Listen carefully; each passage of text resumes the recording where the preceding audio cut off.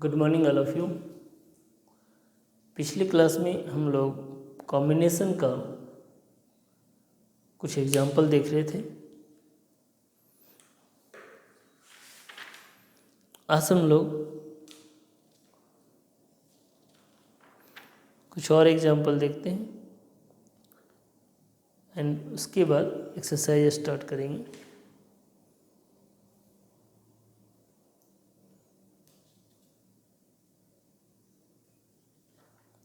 Example number 13 करें। In how many ways can a team of 11 be chosen from 14 football players if 2 of them can only be goalkeepers?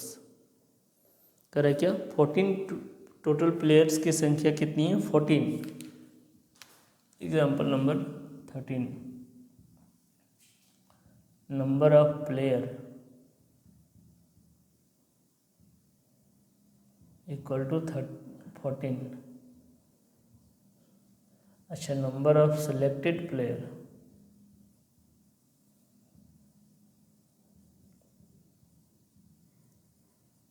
Is equal to 11। Total selected player कितने हैं? 11। और जिसमें से goalkeeper, number of goalkeeper, goalkeeper की संख्या कितनी बता रही? 2।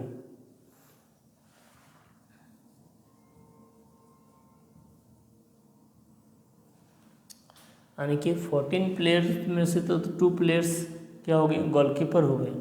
तो रेस्ट प्लेयर कितने हो गए? Rest player 14 minus 2 this is equal to 12 players हो गए। अच्छा, हम लोग को रिक्वायरमेंट कितने का प्लेयर का है? 11 प्लेयर का, जिसमें से तो 2 गोलकीपर तो खेलेगा नहीं। एक गोलकीपर क्या रहेगा? पेंडिंग में रहेगा। एक गोलकीपर खेलेगा, मतलब कि ये 2 गोलकीपर में से एक प्लेयर खेलेगा गोलकीपर के रूप में। तो रेस्ट प्लेयर का रिक्वायरमेंट कितना हो जाएगा? Rest player, requirement of rest player, क्योंकि 2 गोलकीपर तो आ चुका है। 2 गोलकीपर में से कम से एक गोलकीपर खेलेगा और एक गोलकीपर रेस्ट फॉर्म में रहेगा। इसका मतलब हम लोग को रिक्वायर्डिंग रेस्ट प्लेयर कितने हैं? Required rest player equal to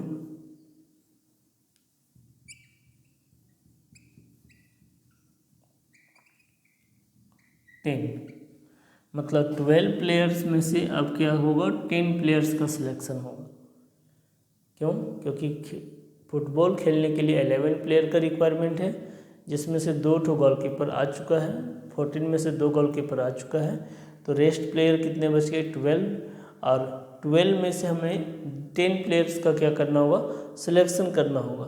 तो therefore possible selection is equal to क्या हो जाएगा? देयरफॉर पॉसिबल सिलेक्शन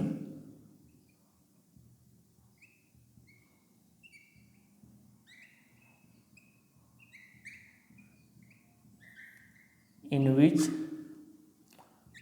2 goalkeepers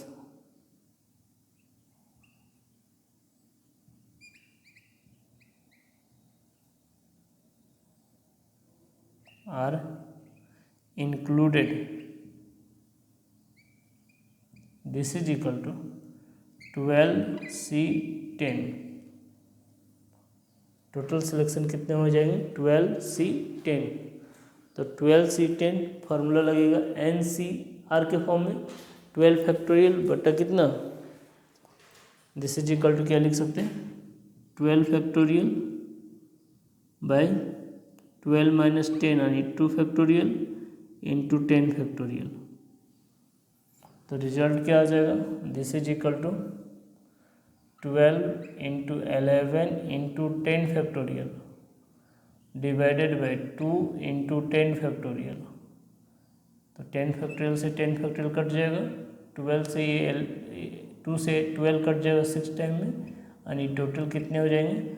66 यानी 66 तरीके से हम लोग 11 प्लेयर का सिलेक्शन कर सकते हैं, जिसमें से 2 गोलकीपर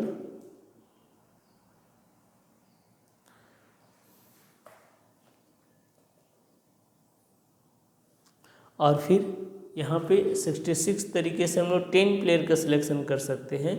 अच्छा, अगर हम लोग को 11 का फुलफिल करना है, 11 प्लेयर का फुलफिल करना है, तो 2 गोलकीपर में से किसी एक गोलकीपर को चुनना होगा। तो यहाँ लिख सकते हैं number of selection of goalkeeper, number of selection of goalkeeper is equal to क्या होगा 2C1। तो this is equal to 2 factorial बटा 1 फैक्टोरियल इंटू 1 फैक्टोरियल, यानी दिस इज इक्वल टू 2। तो therefore number of possible selection in which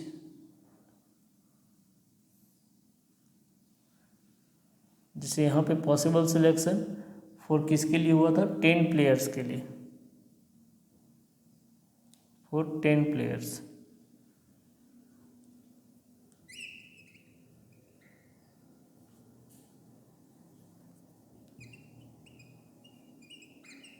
equal to 12 से 10, और goalkeeper का selection हो गया 2, तो 11 प्लेयर का पॉसिबल सिलेक्शन कितना हो जाएगा 66 into 2, and this is equal to 132।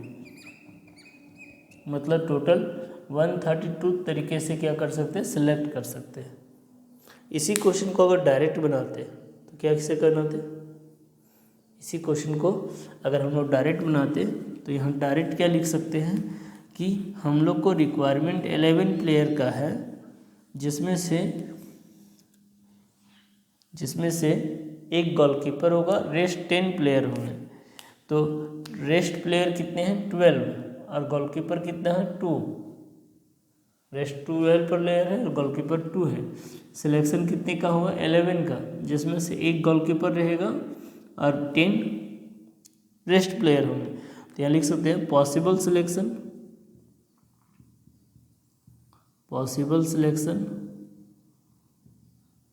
in which one goalkeeper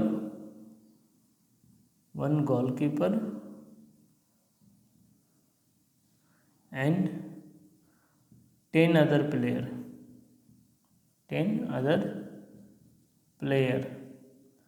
this is equal to हो जाएगा कितना, दिस इज इक्वल टू हो जाएगा 2C1 into 12C10, 2C1 into 12C10। तो रिजल्ट यहाँ लिख सकते हैं 2C1 का वैल्यू 2 और 12C10 का वैल्यू हो जाएगा 12 फैक्टोरियल बाई कितना 10 फैक्टोरियल इंटू 2 फैक्टोरियल। तो दिस इज इक्वल टू क्या हो जाएगा 2 into 12 into 11 into 10 factorial by 10 factorial into 2 factorial. तो यहाँ से 10 फैक्टोरियल कटेगा, 2 फैक्टोरियल का वैल्यू 2 हो जाएगा, तो ये 2 से 2 कटेगा, and this is equal to finally कितना हो जाएगा 132। तो 132 तरीके से हम लोग क्या कर सकते हैं, सिलेक्शन कर सकते हैं।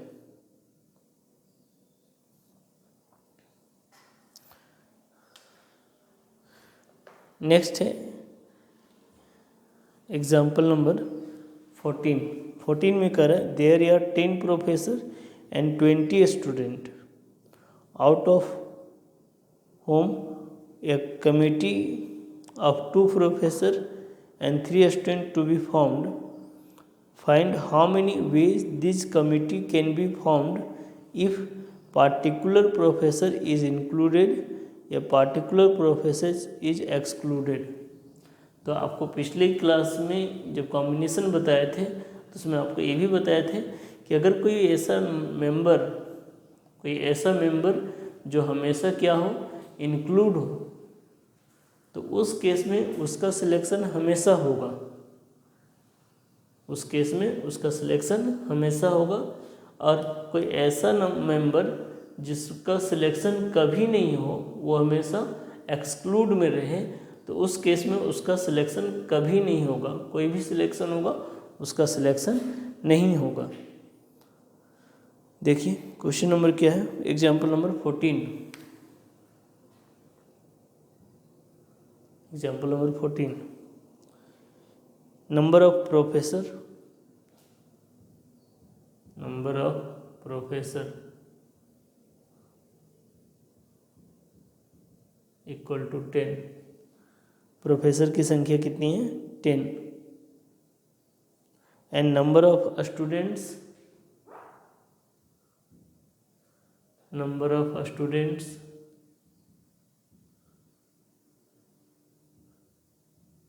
This is equal to 20। Number of student कितने हैं? 20। Number of member in committee, या तो यह लिख सकते हैं number of selected professor. Selected professor की संख्या 2 and number of selected student की संख्या 3, जिसमें से 2 प्रोफेसर और 1 स्टूडेंट, 2 प्रोफेसर और 3 स्टूडेंट सिलेक्ट किए जाएंगे। Number of selected professors is equal to 2, number of selected students is equal to 3। तो क्वेश्चन में क्या लिखा हुआ है कि यह कितने तरीके से किया जा सकता है, find how many way this committee can be formed. Question क्या कर रहा है? क्वेश्चन कर रहा है find how many ways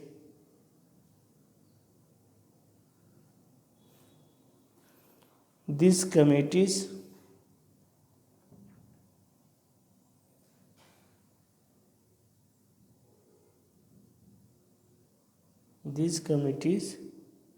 to be formed।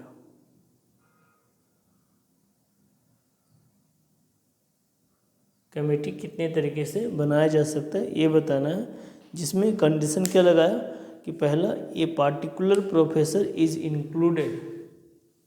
First किसके लिए करना है? फर्स्ट करना है कि a particular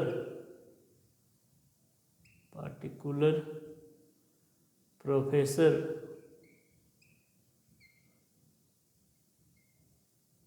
is included.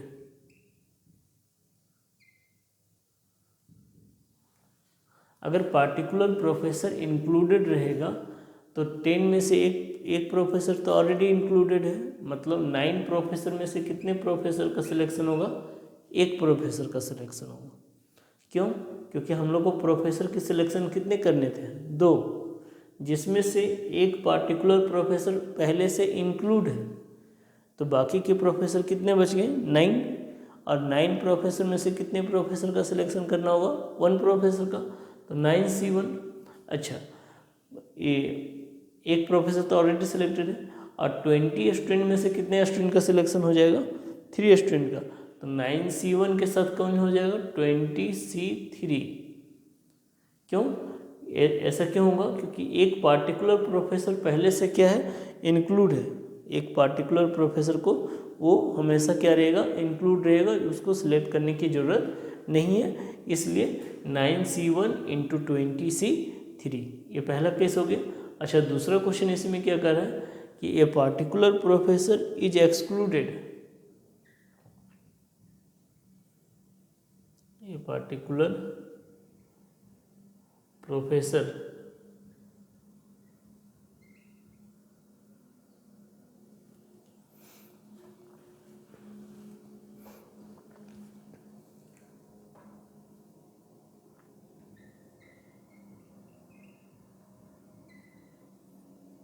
is excluded।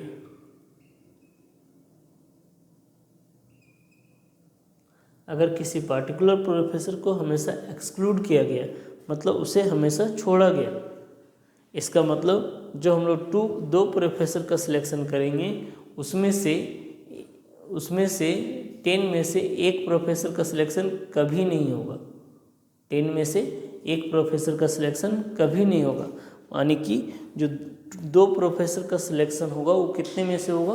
9 में से होगा, तो यहाँ क्या लिख सकते हैं 9C2 इंटू कितना 20C3, 9C2 इंटू 20C3।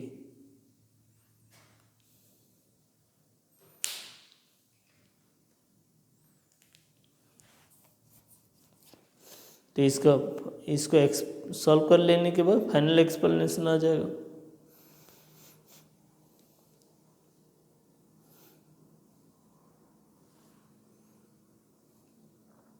कुछ फार्मूला लिखते हैं परमुटेशन, ये कॉम्बिनेशन से रिलेटेड।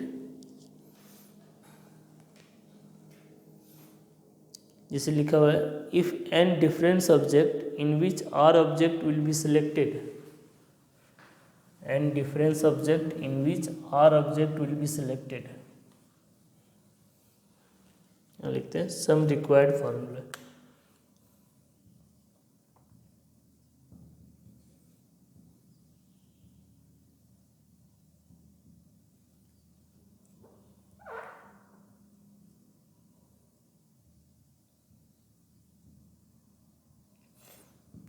फर्स्ट क्या होगा इफ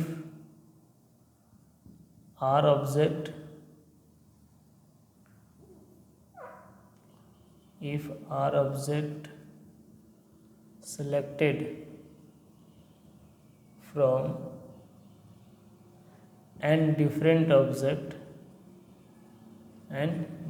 object तो दिस इज इक्वल टू क्या होगा NCR। अगर n डिफरेंट ऑब्जेक्ट में से R ऑब्जेक्ट का सिलेक्शन करते हैं तो उसका सिलेक्शन कितना होगा NCR।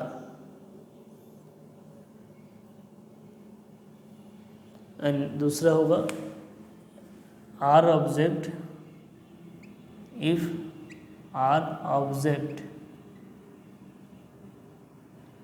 selected from an similar object,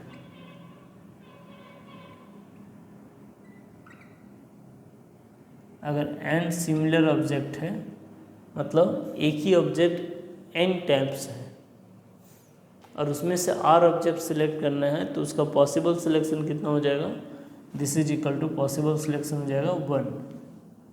कब R ऑब्जेक्ट सिलेक्ट करने हैं कितने में से n सिमिलर ऑब्जेक्ट में से, n सभी ऑब्जेक्ट क्या है सिमिलर है एक ही है, उसमें से R ऑब्जेक्ट अगर सिलेक्ट करने हैं तो उसका सिलेक्शन कितना हो जाएगा 1 हो जाएगा।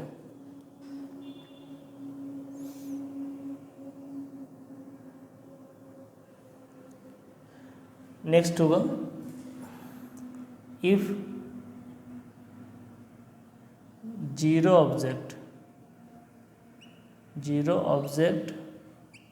ऑब्जेक्ट्स और मोर देन जीरो ऑब्जेक्ट्स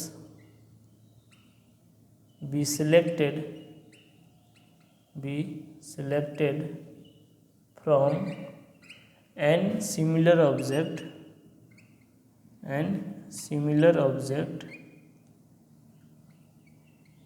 अगर n सिमिलर ऑब्जेक्ट से एक भी ऑब्जेक्ट सिलेक्ट ना करें या एक से अधिक ऑब्जेक्ट का सिलेक्ट करें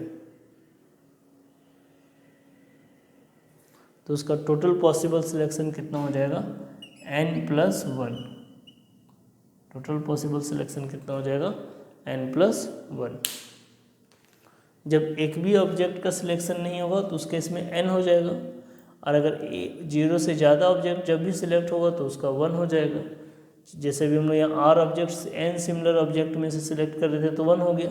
अब 0 से ज़्यादा एक ऑब्जेक्ट, 2 ऑब्जेक्ट, 3 ऑब्जेक्ट जब भी सिलेक्ट करेंगे तो उसका सिलेक्शन कितना होगा 1 और एक भी ऑब्जेक्ट का सिलेक्शन नहीं होगा तो सारे के सारे वहीं रहेंगे n, इसलिए टोटल कितना हो जाएगा n+1।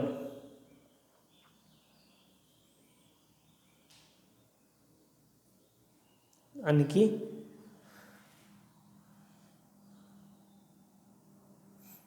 अगर हम लोग वन या मोर देन वन ऑब्जेक्ट अगर सिलेक्ट करेंगे फ्रॉम n ऑब्जेक्ट तो उस केस में उसका पॉसिबल सिलेक्शन हो जाएगा n+1। और नेक्स्ट लिखेंगे कि इफ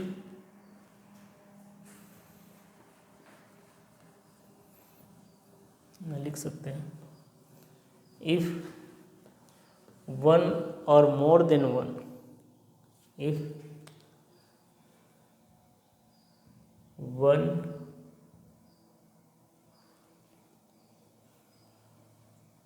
इफ जीरो और more than zero,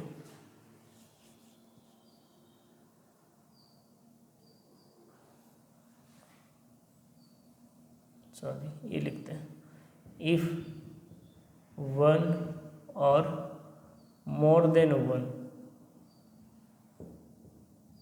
object be selected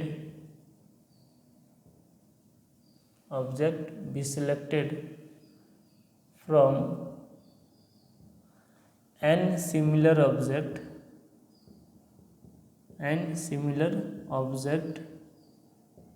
तो दिस इज इक्वल टू क्या हो जाएगा, दिस इज इक्वल टू हो जाएगा n। अगर एक या एक से अधिक ऑब्जेक्ट का सिलेक्शन करते हैं किसमें, n सिमिलर ऑब्जेक्ट में, तो उसका टोटल सिलेक्शन कितना होगा, n होगा। यहाँ लिखेंगे if zero object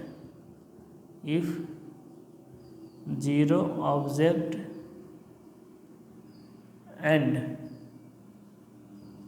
more than zero object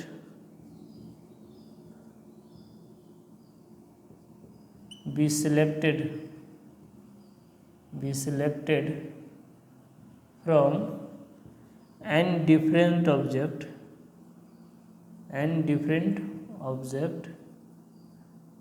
तो पॉसिबल सिलेक्शन कितना हो जाएगा, NC0 plus NC1 plus NC2 plus dot dot NCN and this is equal to 2 to the power n, NC0 plus NC1 plus NC2 plus dot dot NCN, this is equal to 2 to the power n।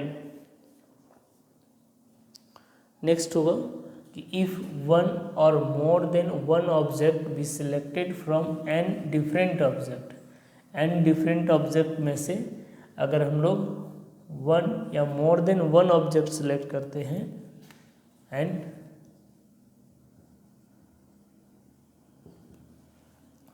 if one or more than one object be selected from n different objects तो this is equal to क्या हो जाएगा, NC1 plus NC2 plus NC3 plus dot dot NCN, तो this is equal to होगा 2 to the power n minus 1। Possible selection कितना होगा, 2 to the power n minus 1। अब देखिए एक एग्जाम्पल नंबर 15 करें, from 5 apples 4 orange and 3 mango how many selection of fruit can be made, कितने तरीके से सिलेक्शन कर सकते हैं, कितने तरीके से सिलेक्शन कर सकते हैं। तो यहाँ लिख सकते हैं एग्जाम्पल 15, नंबर ऑफ एप्पल कितने दिए हुए, नंबर ऑफ एप्पल दिए हुए 5, नंबर ऑफ ऑरेंज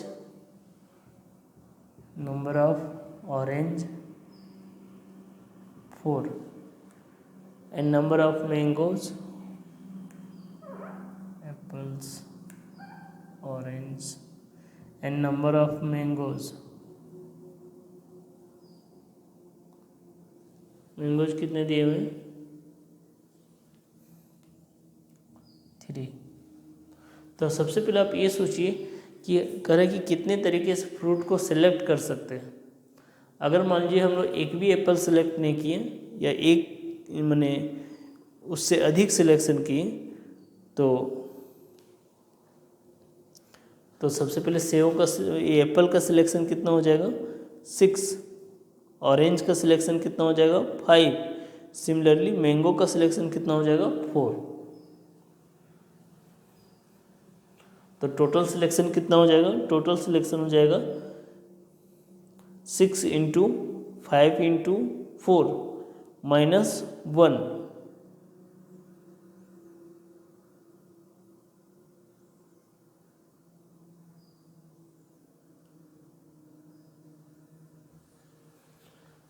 तो क्या हो जाएगा, क्यों होगा -1? देखिए यहाँ लिख सकते हैं कि number of selection of 0 Apple और मोर देन 0 एप्पल, यानी कि एक भी एप्पल का सिलेक्शन ना हो या फिर उससे ज़्यादा एप्पल का सिलेक्शन हो। तो यहाँ तो सारे एप्पल ही हैं, इसका मतलब टोटल क्या आएगा 5 एप्पल प्लस 1, यानी टोटल तरीका कितना हो जाएगा एप्पल सिलेक्शन करने का 6। फिर लिख सकते हैं number of selection of 0 orange और मोर देन 0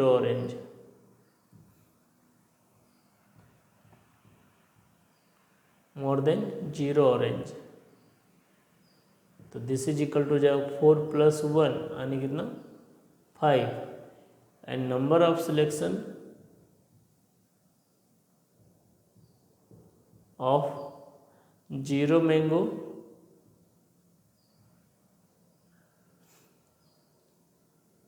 और मोर देन 0 मैंगो।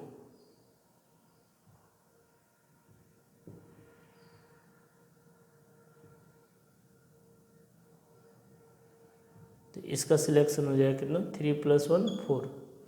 तो therefore possible selection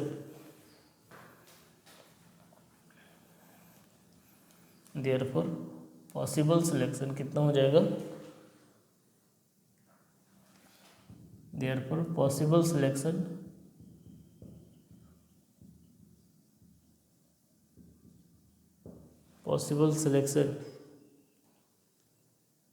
for 0 fruit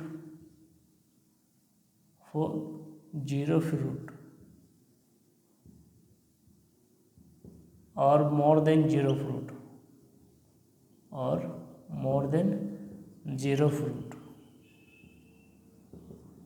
is equal to हो जाएगा 6 into 5 into 4 and this is equal to 120। Total 120 तरीके से फ्रूट को सिलेक्ट कर सकते हैं, जिसमें से आपका 0 फ्रूट्स भी शामिल है। 0 फ्रूट शामिल है मतलब एक भी फ्रूट का सिलेक्शन नहीं हुआ है। 0 फ्रूट सेलेक्ट हुआ है मतलब एक भी फ्रूट सेलेक्ट नहीं हुआ है, सारे फ्रूट वहीं रहे हुए हैं। तो यहाँ लिख सकते हैं कि therefore possible selection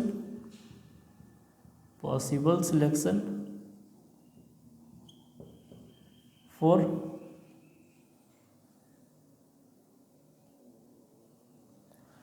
at least one fruit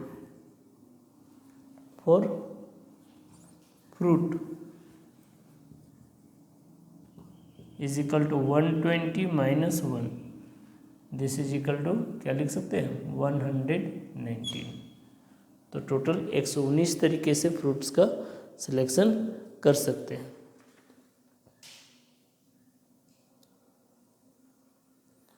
तो आज हम लोग देख सकते हैं, अब हम लोग एक्सरसाइज 5B स्टार्ट करेंगे। Exercise 5B,